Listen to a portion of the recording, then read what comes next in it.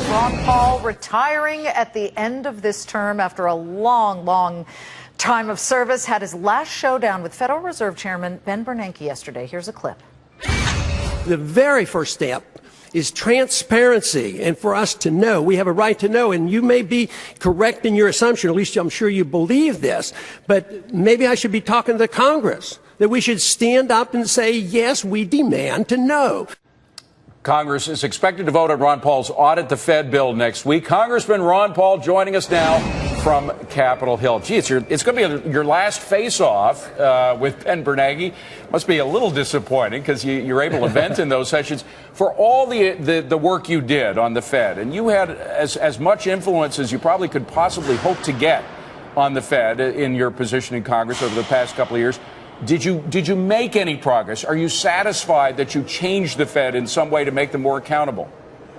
Well, I think so. I think they've responded, at least superficially.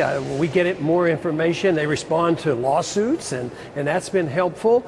And there was some demands from Dodd-Frank bill. The chairman now has press conferences, but I think it's mostly superficial. We're not getting down to the nitty-gritties of knowing what happens and how the deals are made and how they bail out companies and what happened with $15 trillion, in emergency, and what they might be doing now with currency swaps and what they plan to do if there's an ongoing crisis in Europe. So, no, we're making progress. But, as far as the Fed in general is concerned, we make tremendous progress outside. Our campaign was emphasizing that issue. A lot of young people are studying the Fed. We haven't made as much progress here in Washington, but because there's so many people outside of Washington wanting to care, I think this is the reason we're going to have a vote on the bill next week. And the bill is called Audit the Fed. But let me just play devil's advocate here, Congressman. You talk about more transparency. I remember covering Alan Greenspan's Federal Reserve, and there was nothing. You got basically nothing except the statement and the minutes, and that was it.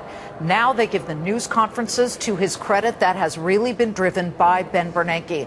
What else do you want to see? If there was one thing that they said, all right, you get to pick, you get one thing you want to know about the Fed, and we'll reveal it. What is that? What thing do you see that is really of import at this point to everybody who's watching? I would say it's the correspondence and negotiation, the deals made overseas.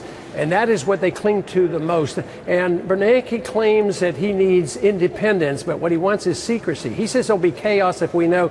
And even my bill, I think it's rather weak. It has nothing to do with monetary policy. And he's claiming it will have all kind of ramifications that we will immediately change how he acts. No, it would be the embarrassment of we knowing what he does and how he talks to other countries, other central banks, who gets bailed out and why they do it. But it will not be immediate. There is a delay in getting this information. So, yes, there would be a change, but we have a responsibility to know this, especially when you talk in the many trillions of dollars. His budget is much bigger than what the Congress does. And it's interesting you mentioned the correspondence with what happens overseas, because quite recently, of course, with Barclays and the whole LIBOR scandal, we had the questions of what happened between the New York Fed, which, of course, is part of the big Federal Reserve, and Barclays Bank. It appears that the New York Fed, if not encouraging lowballing rates in a way that might have been against the law, were at least acknowledging that Barclays was doing that. Is there going to be any action taken about the New York Fed because of this? Oh, that remains to be seen. I doubt if too much will happen. But, boy, I think your point is very important, because I think if they knew that we would have access to all these records, they would be more transparent, and they wouldn't assume, oh, we can do all this wheeling and dealing and planning.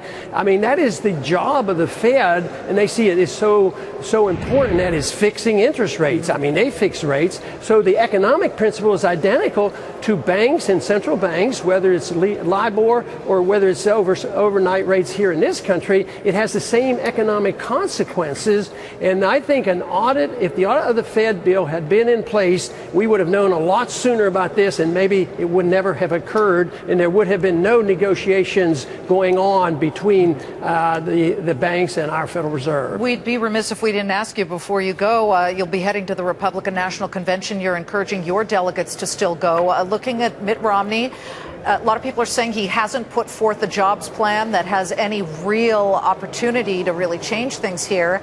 How do you feel about him as a candidate? Well, compared to whom? Well, he certainly offers different things than the current president.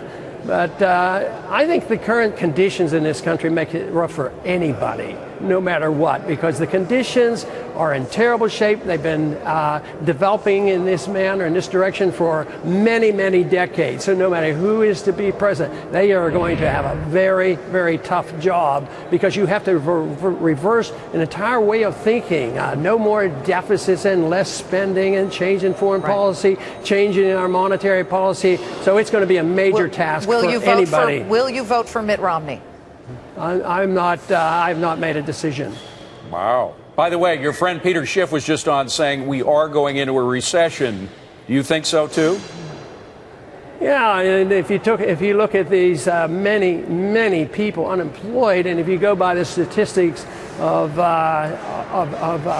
Williams, on private stats, 22% are unemployed. So for them, we're in a depression, and we're in bad shape. We're in much worse than the statistics shows. One reason I hear from my young people that like to come to my rallies say, well, at least you're telling the truth. So they don't believe what government tells them. They don't believe that what they tell them about how well we're doing in Afghanistan, and they don't believe that the government tells them correctly how much inflation there is or how serious the economic problems are. 24 years of service. Congressman Ron Paul, we thank you. And by the way, his main service was delivering babies. 4,000 babies were delivered by this doctor. Are you going to go deliver more babies in Texas? Yeah, it would be fun. And guess what? They didn't argue with me as much as the politicians do. Thank you, Doctor. Thanks.